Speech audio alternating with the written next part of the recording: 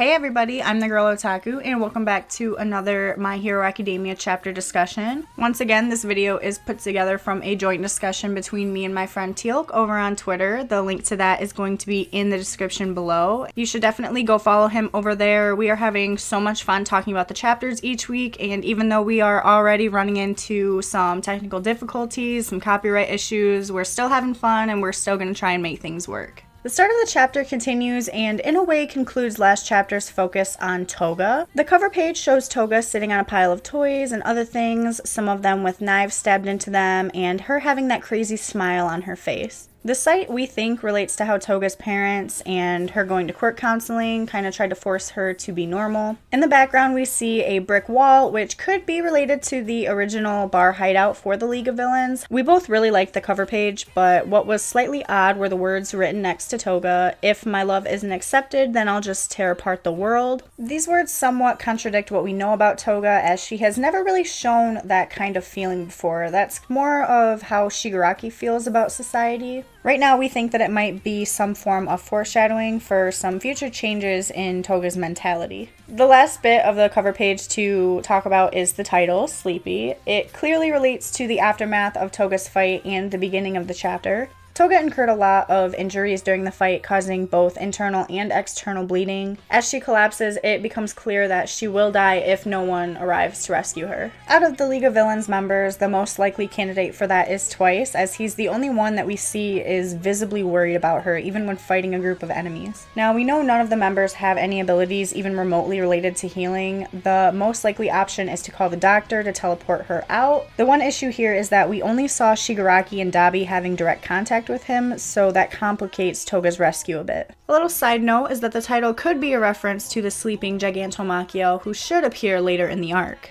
Before going on to the last part of the chapter that the title relates to, we get to see Reed Destro in his tower with Jiran and another major member of the Liberation Army. During the conversation between them, we get to know the purpose of the footage that gets filmed throughout the city. In the last video, we came up with two reasons for that. The first was to show non-heroes defeating villains, even from groups like the League, to prove that society does not need to rely on heroes as much as it does. And the second was to show the pasts of every member and the failings of the current hero society. From the conversation, we got a confirmation for the first reason. However, the second reason was somewhat different. The purpose was to show how Toga was forced to conform to a norm which cannot really exist anymore. This is due to how widespread and varied quirks are, as we speculate. We also hear that the Liberation Army won't be able to use Curious's footage as it shows Toga as too much of a tragic heroine. We think that is due to how they were trying to get information from Toga, basically torturing her before killing her. Before moving on to the last parts of the chapter, we can also note that the Liberation Army's members shows a religious cult-like devotion to their cause, ready to throw their lives away for their goals.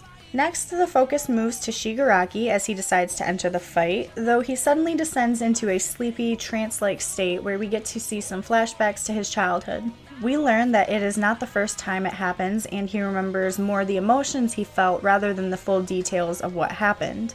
The first revelation is that Shigaraki has a younger sister named Hana. We are unsure whether or not she died when his quirk awakened or if she is still alive, but I really hope she is still alive. Along with that, we see a photo of Nana Shimura, All Might's predecessor, and that raises some questions like how much exactly does Shigaraki know about her and the past between her and All For One? Also, what would happen or change if he learns the whole truth? Considering Shigaraki's current mental state and how he looks at All For One, it's hard to imagine All For One becoming his enemy in any way. Right after this flashback, we get to see some unexpected development. Shigaraki's quirk evolved and became stronger by gaining short range in some kind of way.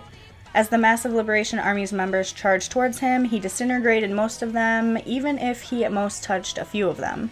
This definitely raises the question on how does this work? Does he no longer need to directly touch things in order to disintegrate them? Or does he have the ability to pass the disintegration through things after he's already touched them? And how much control does he actually have over this? We don't know. It's definitely exciting. I wasn't expecting it, even considering what happened with Toga's quirk last chapter. This is a huge development for the League. I have seen a lot of people upset about the power-ups, even starting with Deku's quirk way back when, and then Toga's and now Shigaraki's, but I don't think we're at an OP level just yet.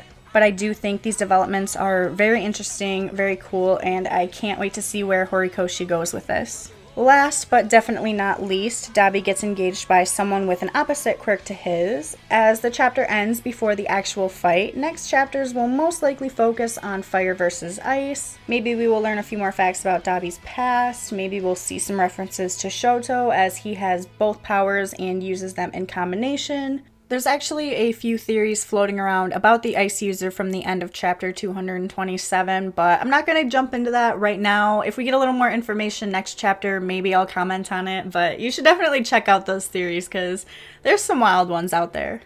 Now we move on to chapter 228 and continue the discussion with the title, Heart Trauma. The title does not seem to relate to anything in particular from chapter 227, but it relates heavily to the second half of this chapter, which we will expand on a little bit later. The focus of the first half of the chapter is, of course, the hooded figure with an ice quirk. As the fight progresses, we learn that his quirk is cryokinesis. Cryo coming from the ancient Greek word for icy cold, and telekinesis, which is the ability to move objects using your mind. From the name and how it is used, we see that the figure cannot generate ice, but can manipulate it at a fairly large distance with great control, as opposed to the way Shoto controls how the ice spreads. As the fight progresses, we learn how that person dropped out of school to train their quirk for many years. One interesting detail that we hear of is receiving that power from the Liberation Army's supreme leader. That has a bit of familiarity when we remember how All For One could grant quirks to his followers. However, in this case, we think it means more that there could have been additional measures used to build up the strength of the quirk, such as drugs, in a similar fashion to how people use steroids to build up muscle, but in this case with more permanent results. Dabi describes what he hears as a wonderful life, but then calls it pitiable. The former sounds more like sarcasm. This may seem as another hint towards the theory of Dabi being Shoto's older brother Toya, considering how Shoto also had to go through a similar life of tough training. Speaking of the Todoroki siblings, there is also a theory we stumbled upon which states that Shoto's older brother Natsuo could be the hooded ice user. Now, that is a possibility. He could have inherited his mom's ice quirk in one form or another. There are a few complications with it though. We know that Natsuo studies in college, which implies that he successfully finished school. The last thing to note of that fight is how Dabi keeps holding back, even from before his opponent appeared. We know Dabi is physically weak, so he might be saving up his strength. It's also important to remember that when Dabi uses his quirk, just before the flames appear, his body starts emanating smoke.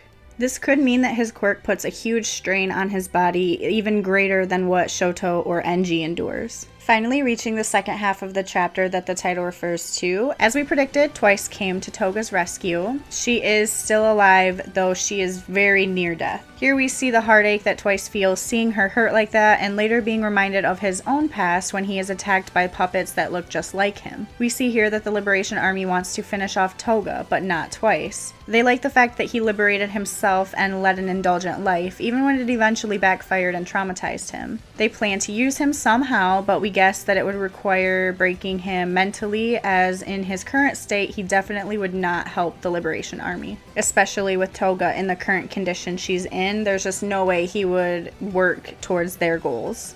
Alright guys, that's all I have for chapters 227 and 228. I can't wait until the next chapter. What do you think is going to happen with Twice and the Liberation Army? And what do you think of this new ice user? As always, thank you so much for watching, and I will see you in the next video.